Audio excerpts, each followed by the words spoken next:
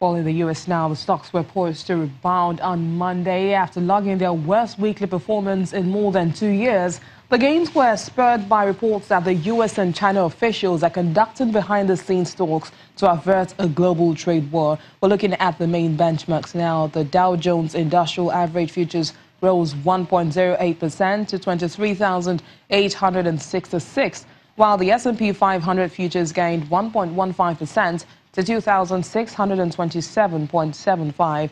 Nasdaq 100 futures surged 1.41%, and that's to 6,646. Well, fears of the trade war hung over markets on Friday, driving the Dow to its lowest close of 2018. And of course, some markets in Asia recovered in late afternoon trade on Monday as news emerged that the United States agreed to exempt South Korea from steel tariffs. In Australia, the benchmark ASX 200 closed down 0.52% at 5,790.5.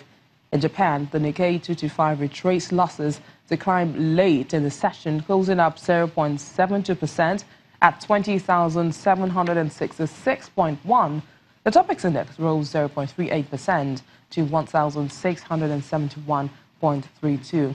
And across the Korean Strait, the Kospi climbed 0.84% at 2,437.08.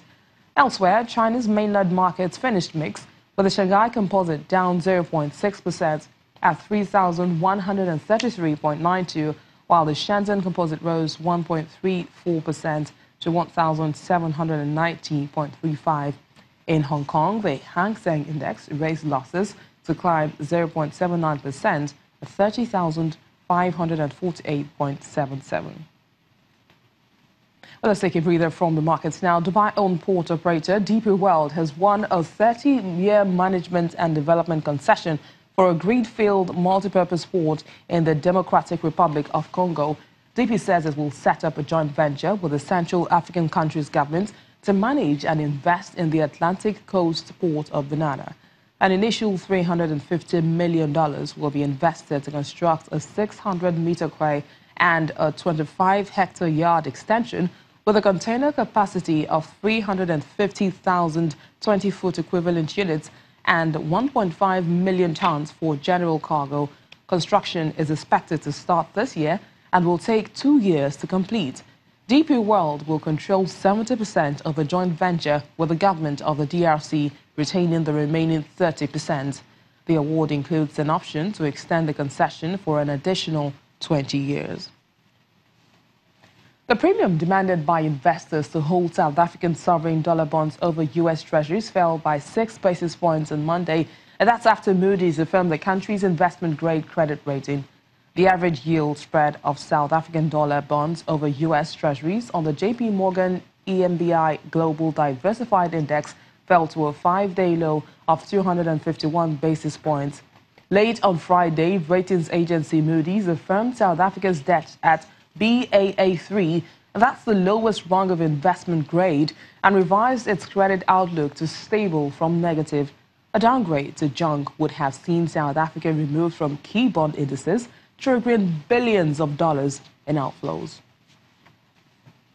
Meanwhile, South Africa's National Treasury might be considering a partial privatization of struggling government companies as part of reforms set in motion by President Cyril Ramaphosa.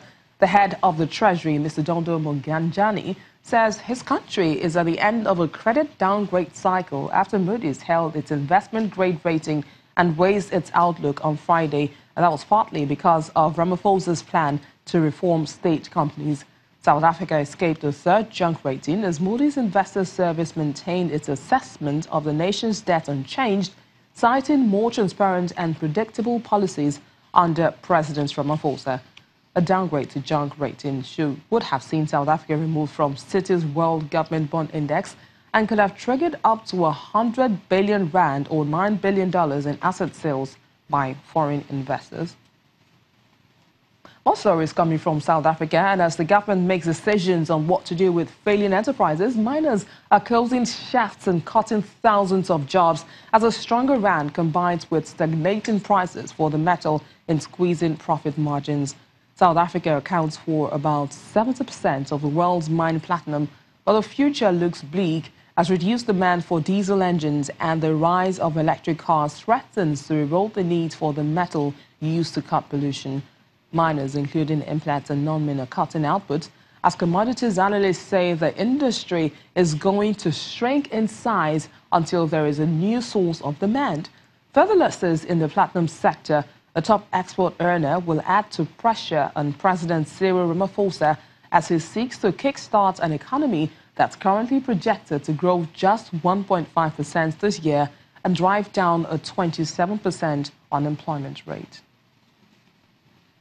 Now, as efforts continue to avert a trade war between the United States and China, the U.S. Treasury Secretary is optimistic that the U.S. can reach an agreement with China that will avert the need for President Donald Trump to impose tariffs on at least $50 billion of goods from the country.